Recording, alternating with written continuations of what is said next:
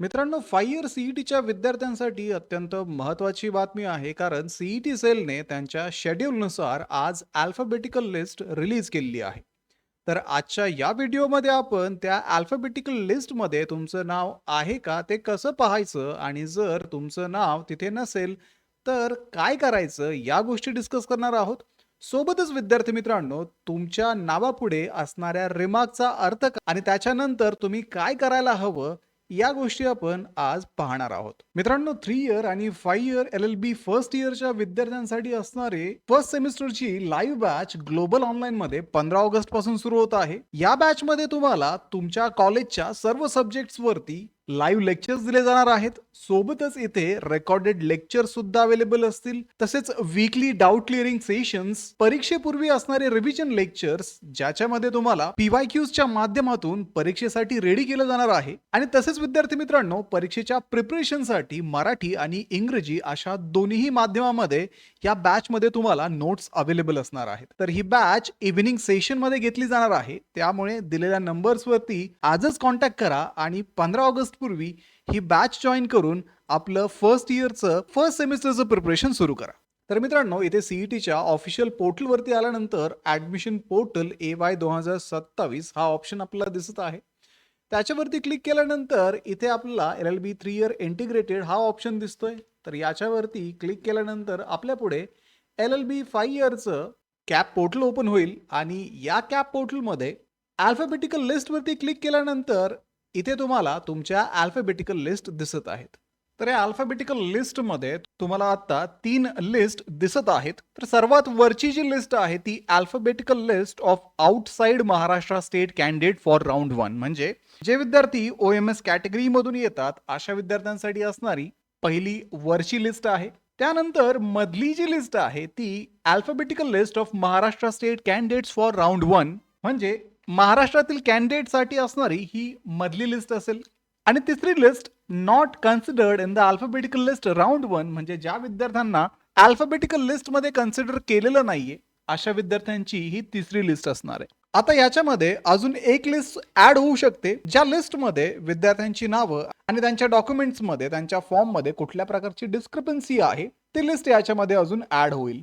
तर आता alphabetical list for Maharashtra state candidate he list जर आपण ओपन केली तर या लिस्टमध्ये टोटल 798 पेजेस आहेत आणि 16,171 विद्यार्थ्यांचे इथे नावे दिलेली आहेत. आता विद्यार्थी मित्रांनो, इथे तुम्ही तुमचं नाव सर्च करू शकता आणि ते सर्च करण्यासाठी आयदर तुम्ही जे फॉर्म मध्ये नाव टाकलेलं आहे ते यूज करा, किंवा मग तुमचा ऍप्लिकेशन ID तुम्ही यूज करू शकता जो कॅप राऊंड साठी तुम्हाला जनरेट करून दिलेला आहे, किंवा मग तुमच्या डेट ऑफ बर्थने सुद्धा तुम्ही इथे सर्च करू शकता. सीईटी रोल नंबरने सुद्धा सर्च करण्याचा ऑप्शन इथे आहे.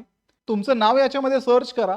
इथे मग तुम्हाला ऍप्लिकेशन ID, तुमचं नाव, gender, date of birth, category, कॅन्डिडेटचर type, minority, physically handicap, ex serviceman, orphan, CET roll number, CET percentile, 12वीचे पर्सेंटेज, 10वीचे पर्सेंटेज आणि तुमच्या डॉक्युमेंटचा स्टेटस इत्यादी प्रकारच्या गोष्टी दिलेल्या आहेत. आता या लिस्टमध्ये काही ठिकाणी कन्फर्म दिसतंय आणि काही ठिकाणी डॉक्युमेंट्स हॅव्हिंग डिस्क्रिपन्सी असा रिमार्क आपल्याला दिसतोय. आता ज्या विद्यार्थ्यांच्या नावापुढे कन्फर्म्ड असं आहे अशा विद्यार्थ्यांना यामध्ये काहीही करण्याची गरज नाहीये.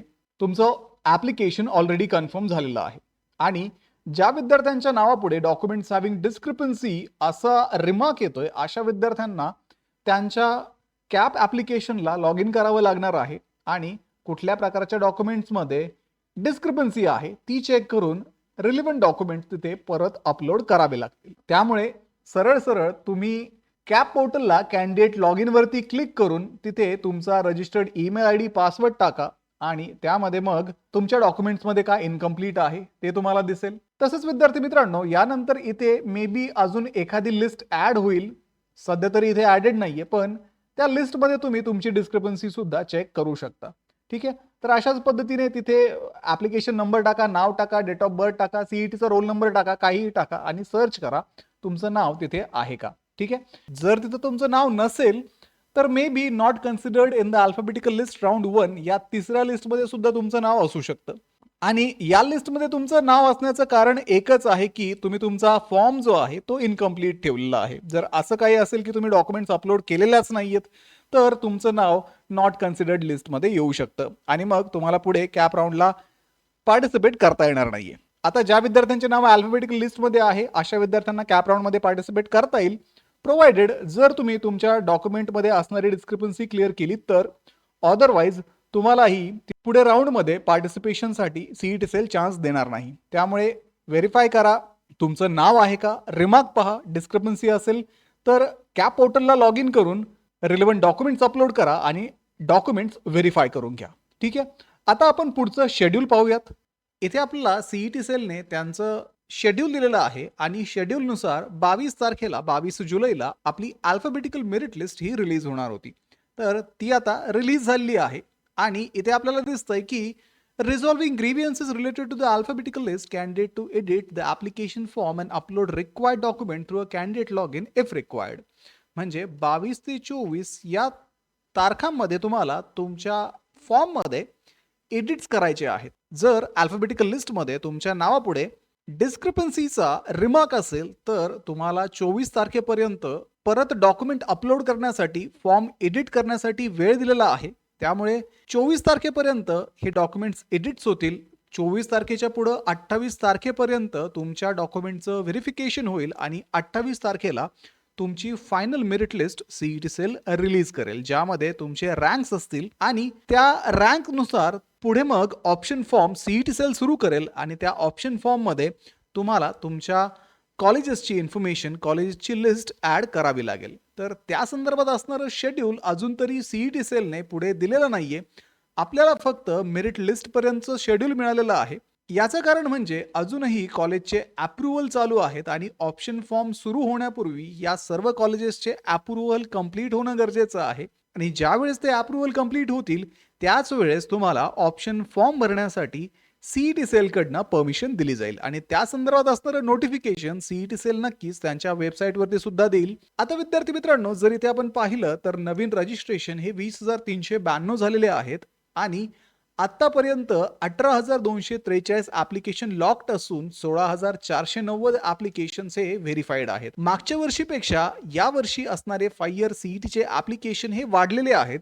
त्यामुळे यावर्षी तुम्हाला थोडं जास्त कॉम्पिटिशन ऑप्शन फॉर्म नंतर कॉलेजच्या अलॉटमेंटमध्ये होणार आहे. त्यामुळे व्यवस्थित कॉलेजेसची लिस्ट बनवा, कट ऑफनुसार कॉलेजेस अरेंज करा आणि त्यानुसार तुमचा ऑप्शन फॉर्म सबमिट करा.